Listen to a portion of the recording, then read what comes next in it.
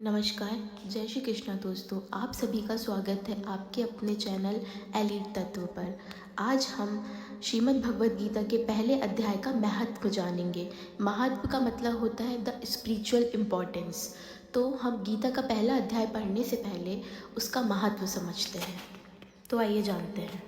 श्री पार्वती जी ने कहा, भगवान आप सब तत्वों के ज्ञाता हैं। आपकी कृपा से मुझे श्री विष्णु संबंधी नाना प्रकार के धर्म सुनने को मिले जो समस्त लोक का उद्धार करने वाले हैं। देवेश मैं गीता का महत्व सुनना चाहती हूँ जिसका श्रवण करने से श्री हरि में भक्ति बढ़ती है। महादेव जी बोले, जिनका शिव विग्रह अलसी के फूल की भांति श्याम वर्ण का है, पक्षीराज गरुण ही जिनके वाहन हैं और जो शेष नाग की शैया पर शयन करते हैं, उन भगवान महाविष्णु की हम उपासना करते हैं।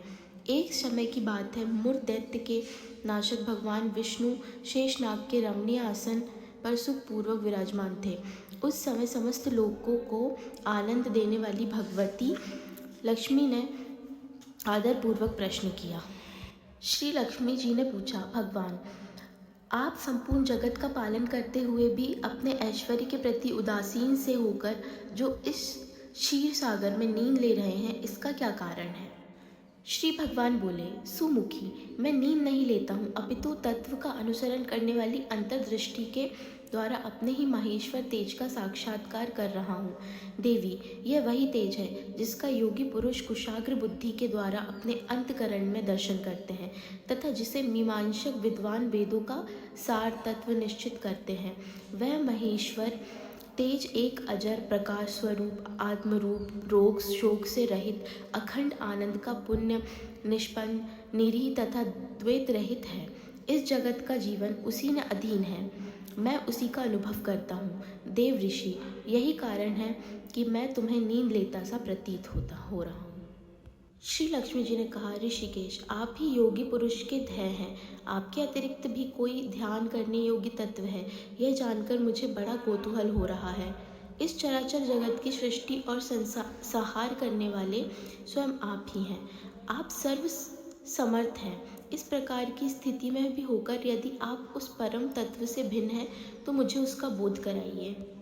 श्री भगवान बोले, प्रिय, आत्मा का स्वरूप द्वैत और अद्वैत से पृथक, भाव और अभाव से मुक्त तथा आदि और अंत से रहित है। शुद्ध ज्ञान के भाव और प्रकाश से उपलब्ध होने वाला तथा परमानंद स्वरूप होने के कारण एकमात्र सुंदर है। वही मेरा ईश्वरीय स्वरूप है। आत्मा का एक तत्व ही सबके द्वारा जानने योग्य है। गीता शास्त्र में इसी का प्रतिपादन हुआ है। अमित तेजस्वी भगवान विष्णु के ये वचन सुनकर लक्ष्मी जी देवी ने शंका उपस्थित करते हुए कहा, भगवान, यदि आपका स्वरूप स्वयं परम आनंदमय और मन वाणी की पहुँच से बाहर है तो गीता कैसे उसका बोध कराती है? मेरे इस संदेह का आप निवारण कीजिए। श्री भगवान बोले, सुंदरी, सुनो, मैं गीता में अपनी स्थिति का वर्णन करता हूँ। क्रमशः 5 अध्यायों को तुम 5 मुख जानो, 10 अध्यायों को 10 भुजाएं समझो तथा 1 अध्याय उदर और 2 अध्यायों को दोनों चरण कमल जानो। इस प्रकार ये 18 अध्यायों की वर्णमयी ईश्वरीय मूर्ति ही समझनी चाहिए। यह ज्ञान मात्र से ही महान पातकों का नाश करने वाली है। ये ज्ञान मात्र से ही महान पातकों का नाश करने वाली है। जो उत्तम बुद्धि वाला पुरुष गीता में 1 या आधे अध्याय का अथवा 1 आधे या चौथाई श्लोक का भी प्रतिदिन अभ्यास करता है, वह सुशर्मा के समान मुक्त हो जाता है। श्री लक्ष्मी जी ने पूछा, देव, सुशर्मा कौन था, किस जाति का था और किस कारण से उसकी मुक्ति हुई? श्री भगवान बोले, प्रिय, सुशर्मा बड़ी खोटी बुद्धि का मनुष्य था। पापियों का तो वह शिरोमणि ही था। उसका जन्म वैदिक ज्ञान से शून्य एवं क्रूरतापूर्ण कर्म करने वाले ब्राह्मणों के कुल में हुआ था। वह न ध्यान करता था, न जप, न होम करता था, न अतिथियों का सत्कार।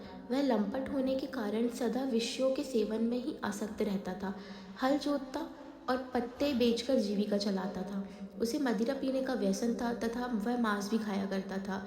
इस प्रकार उसने अपने जीवन का दीर्घ काल व्यतीत कर दिया।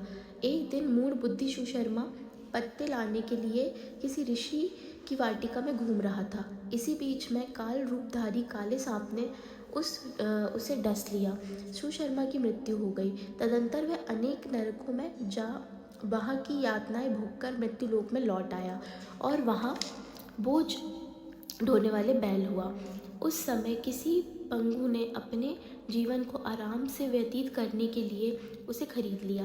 बैल ने अपनी पीठ पर पंगु का भार ढोते हुए बड़े कष्ट से 7-8 वर्ष बिताए। एक दिन पंगु ने किसी उच्च स्थान पर बहुत देर तक बड़ी तेज की साथ उस बैल को घुमाया। इससे वह थककर बड़े वेग से पृथ्वी पर गिरा और मूर्छित हो गया। उस समय वह कौतूहलवश आकृष्ट हो बहुत से लोग एकत्रित हो गए।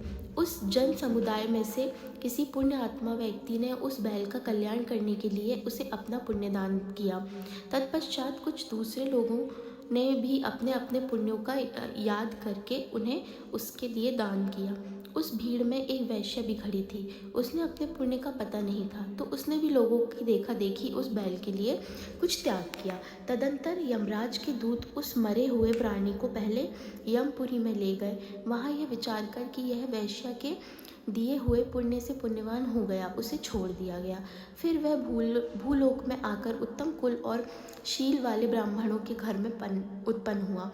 उस समय भी उसे अपने पूर्व जन्म की बातों का स्मरण बना रहा।